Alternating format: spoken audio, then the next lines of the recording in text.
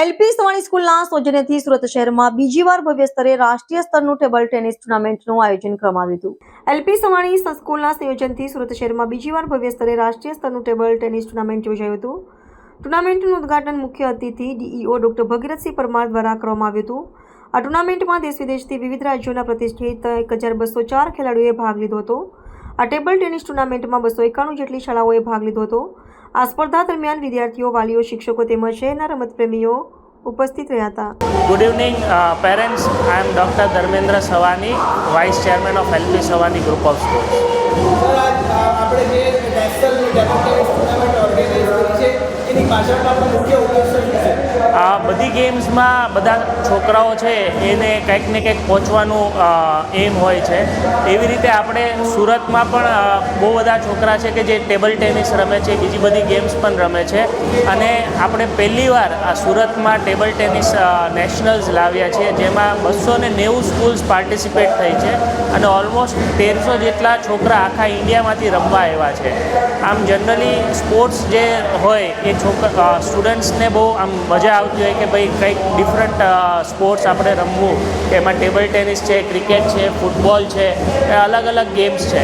તો આપણે ગયા વખતે આપણે યોગાનું નેશનલ્સ આપણી સ્કૂલમાંથી ઓર્ગેનાઇઝ કર્યું હતું, એવી રીતે આ વખતે આપણે ટેબલ ટેનિસનું ટુર્નામેન્ટ ઓર્ગેનાઇઝ કર્યું છે।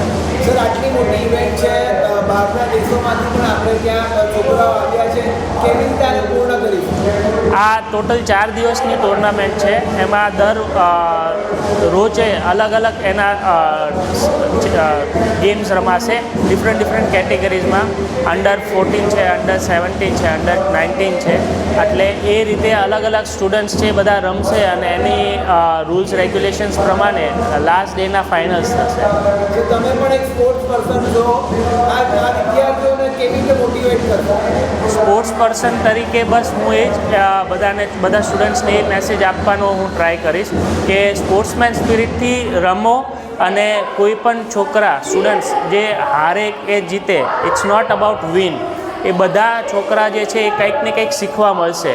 આજે આપણી સાથે હરમિત દેસાઈના પેરેન્ટ્સ પણ છે, તો એમના પણ કહેવા પ્રમાણે કે ભાઈ આપણે એવું નથી કે ભાઈ હરમિત દેસાઈ છે એ પહેલેથી જ તે ચેમ્પિયન બન્યા છે, એને પણ ખૂબ મહેનત કરી છે અને ધીરે ધીરે સ્ટેપ બાય સ્ટેપ બધા ઉપર જાય છે। એ જ રીતે કોઈ બી છોકરો આજે વિન થશે કે લૂઝ થશે, એ વિનર જ છે।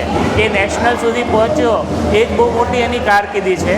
So that is the best thing that I would say for all the students who has participated। मैं संदीप गुप्ता 2019 का द्रोणाचार्य अवार्डी हूँ, दिल्ली से आया हूँ और सीबीएसई नेशनल 2025 का टेक्निकल डेलीगेट्स हूँ।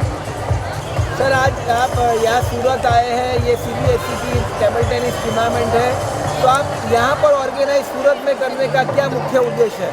देखिए, ये डिफरेंट जो नेशनल चैम्पियनशिप होती है उसमें पूरे इंडिया के लोग और गल्फ की जो सीबीएसई स्कूल्स हैं वो पार्टिसिपेट करते हैं। और इसका उद्देश्य क्या होता है कि ये हमारे जो ओलंपिक इवेंट्स होते हैं, एशियन गेम्स होते हैं या कॉमनवेल्थ गेम्स होते हैं, उसके लिए ये प्लेटफॉर्म है, क्योंकि हमारे सारे बच्चे जो होनहार बच्चे हैं सीबीएसई बोर्ड को रिप्रेजेंट करते हैं एजुकेशन के अंदर, और ये एक वो प्लेटफॉर्म है जो आज आप इंडिया टीम को देख रहे हैं, चाहे वो मानव ठक्कर है, हरमित देसाई है और मानु शाह, ये जो गुजरात के प्लेयर हैं तीनों ही इंडिया टीम को रिप्रेजेंट कर रहे हैं। अभी चाइना के अंदर इस मैच चल रही है, उसमें मानव और मानुष ने क्वार्टर फाइनल में 5th पोजीशंस अटेंड की है। तो ये वो प्लेटफॉर्म है जिसकी वजह से आज हमारे देश को कॉमनवेल्थ में और एशियन गेम्स में मेडल मिले हैं, और आशा करते हैं आने वाले 2036 में हमारे देश को टेबल टेनिस में पहला ओलंपिक मेडल मिलेगा। सर, यहाँ पर जो सूरत में रखा है वो क्या क्राइटेरिया की वजह से आपने एलपी सवानी एकेडमी को चुना है? क्योंकि एलपी सवानी एकेडमी और सूरत में जो स्टेडियम है, इतने बड़े आयोजन को करने के लिए सामर्थ्य है, और उन्होंने ये जो इंडोर हॉल है इसकी कैपेसिटी बहुत अच्छी है। यहाँ पे 16 टेबल लगेंगी जिसके ऊपर ये गल्फ जोन के करीबन 1200 लोग पार्टिसिपेंट आए हुए हैं और इसमें शिरकत करेंगे टूर्नामेंट में। भारत के किन किन विस्तारों से, किन किन शहरों से ये यहाँ के प्लेयर्स आए हुए हैं? ये नेशनल चैम्पियनशिप है, तो ऐसा कोई भी स्टेट नहीं है जो इसमें पार्टिसिपेट नहीं कर रहा है। साथ साथ इसमें 6 से 8 कंट्रियों के भी जो सीबीएसई बोर्ड के स्कूल्स अलग अलग कंट्रियों में, शारजा है, यूएई है, कुवैत है, दमाम है, ओमान है और दुबई है, उनके सारे प्लेयर्स इसमें पार्टिसिपेट कर रहे हैं।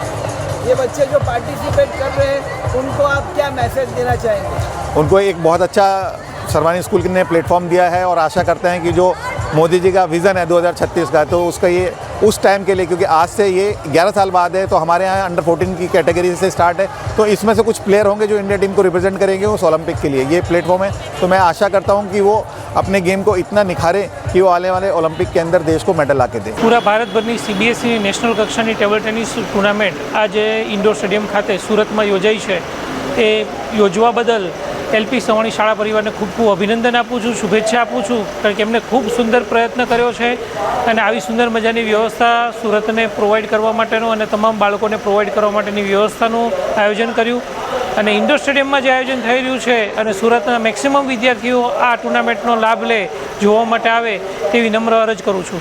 અને સુરતમાં ગત વખતે પણ LP સવાણી શાળા પરિવાર દ્વારા યોગની કોમ્પિટિશનનું નેશનલ કક્ષાનું આયોજન કર્યું, તો આ વર્ષે ટેબલ ટેનિસનું આયોજન કર્યું છે। તો LP સવાણી પરિવારના ધર્મેશભાઈ, માવજીભાઈને ખૂબ ખૂબ અભિનંદન અને શુભેચ્છા આપું છું કે તેમની સમગ્ર ટીમ અને તેમણે ખૂબ સુંદર આયોજન કર્યું છે અને બાળકો માટે શુભેચ્છા આપું છું। સર, જે બાળકો આજે આ ટુર્નામેન્ટમાં પાર્ટિસિપેટ કરી રહ્યા છે એને શું મેસેજ પાઠવશો? તમામ વિદ્યાર્થીઓને ખૂબ ખૂબ શુભેચ્છા આપું છું। 1500 કરતાં પણ વધુ વિદ્યાર્થીઓ આજ રોજ ટુર્નામેન્ટમાં ભાગ લીધો છે। એ તમામ વિદ્યાર્થીઓ જે પૂરા ભારતમાંથી પધાર્યા છે એ તમામ વિદ્યાર્થીઓને શુભેચ્છા આપું છું કે તે ભારતનું નામ રોશન કરે, નેશનલ કક્ષાએથી પણ ઇન્ટરનેશનલ કક્ષાએ ભાગ લે તેવી શુભેચ્છા આપું છું, કારણ કે આ ટુર્નામેન્ટ મારફતે વધુમાં વધુ વિદ્યાર્થીઓ ભારતનું પ્રતિનિધિત્વ વિશ્વમાં કરે અને ભારતને ગોલ્ડ મેડલ અપાવે તેવી શુભેચ્છા આપું છું।